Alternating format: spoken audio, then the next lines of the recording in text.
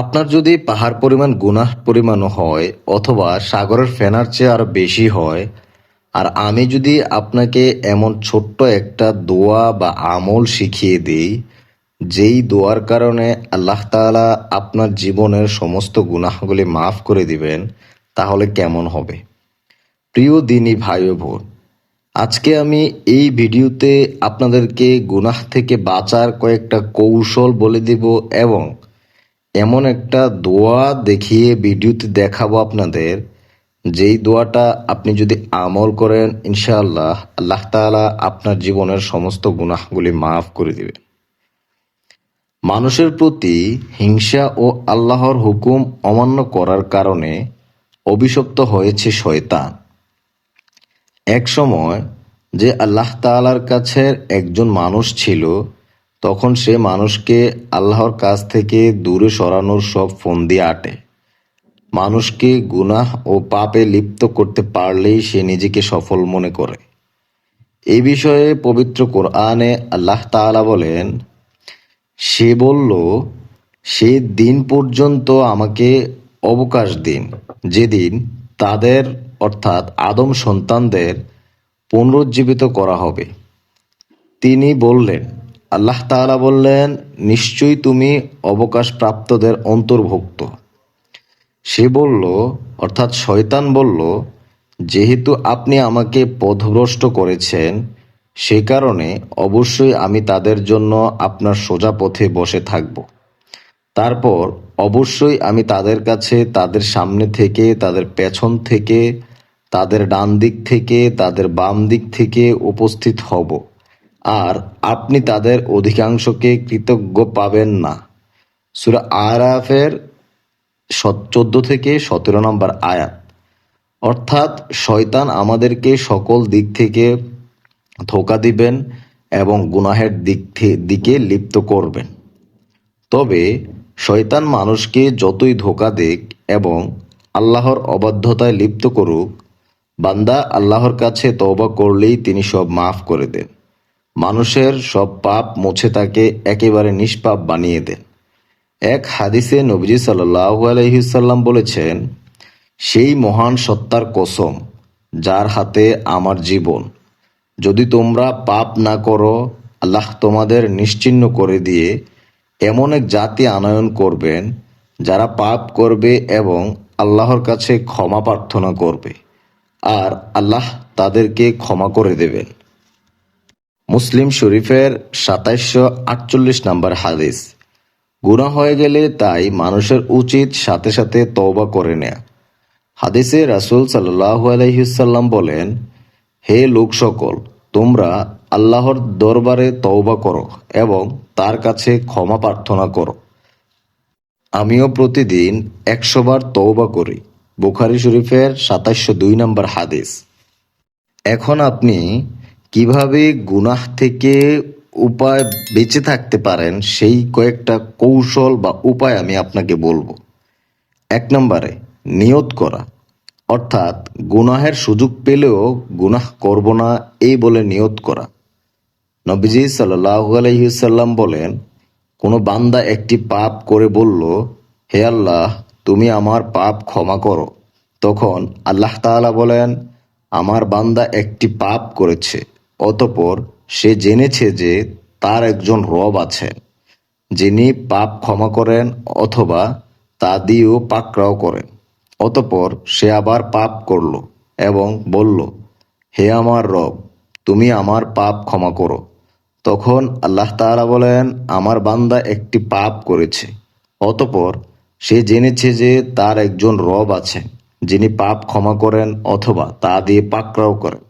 আমি আমার বান্দাকে ক্ষমা করলাম, সুতরাং সে যা ইচ্ছা করুক। সহিহ বুখারীর 7507 নম্বর হাদিস। দ্বিতীয় নাম্বার যে কৌশলটা, সেটা বলার আগে আমি আপনাকে বিনীতভাবে অনুরোধ করব, আপনি যদি আমার চ্যানেলে নতুন হয়ে থাকেন তাহলে অবশ্যই চ্যানেলটি সাবস্ক্রাইব করে সঙ্গে থাকবেন। এরকম অনেক ছোট ছোট দোয়া আমরা দিয়ে থাকি, যেই দোয়াগুলা আপনাদের জীবনের জন্য খুবই গুরুত্বপূর্ণ। দ্বিতীয় নাম্বার, সর্বদা অজু অবস্থায় থাকা। হযরত জাবের ইবনে আব্দুল্লাহ রাদিয়াল্লাহু তাআলা থেকে বর্ণিত, রাসূল সাল্লাল্লাহু আলাইহি সাল্লাম বলেছেন, বেহেশতের চাবি হচ্ছে নামাজ, আর নামাজের চাবি হলো অজু। সুতরাং সর্বাবস্থায় অজু অবস্থায় থাকার চেষ্টা করো। 3 নম্বরে অধিক পরিমাণে ইস্তেগফার করা। বেশি বেশি আল্লাহ তাআলার জন্য ইস্তেগফার করেন, কেননা নবীজি সাল্লাল্লাহু আলাইহি সাল্লাম বলেন, তোমরা বেশি বেশি ইস্তেগফারের সাথে কানেক্টেড থাকো। এছাড়া পবিত্র কোরআনে আল্লাহ তাআলা বলেন, তোমরা তোমাদের রবের কাছে ক্ষমা প্রার্থনা করো, নিশ্চয়ই তিনি মহা ক্ষমাশীল।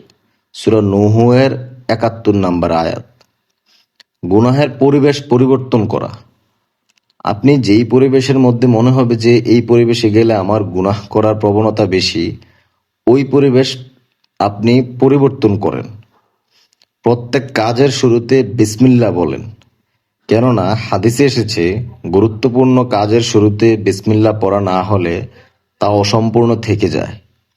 ঘর থেকে বের হওয়ার সময় আপনি দোয়া পড়ে বের হবেন।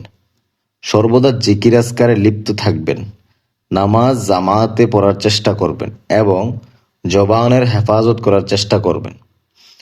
আমি সেই দোয়াটা কি সেটাতে চলে যাচ্ছি। তার আগে আমি ছোট্ট একটা দোয়া করে যাচ্ছি।